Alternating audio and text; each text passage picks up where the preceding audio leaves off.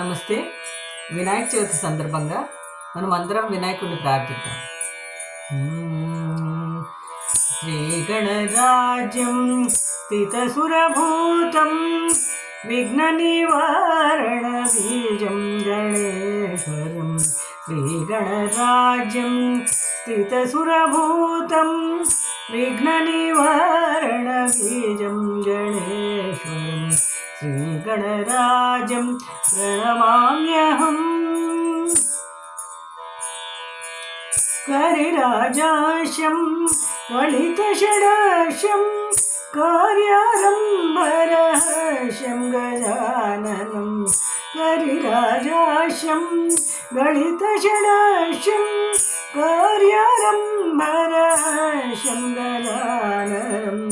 श्रीगणराजं स्थितसुरभूतं विघ्ननिवारणबीजं गणेश्वरं. श्रीगणराजं प्रणमाम्यहम्.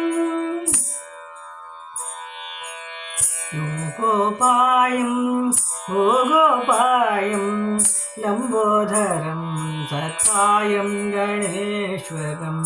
लोकोपायं भोगोपायं लम्बोदरं सत्कायं गणेश्वरं. स्तुत्यचरित्रं नौमि पवित्रं. स्तुत्यचरित्रं नौमि पवित्रं. मङ्गलगौरी पुत्रं गजाननं.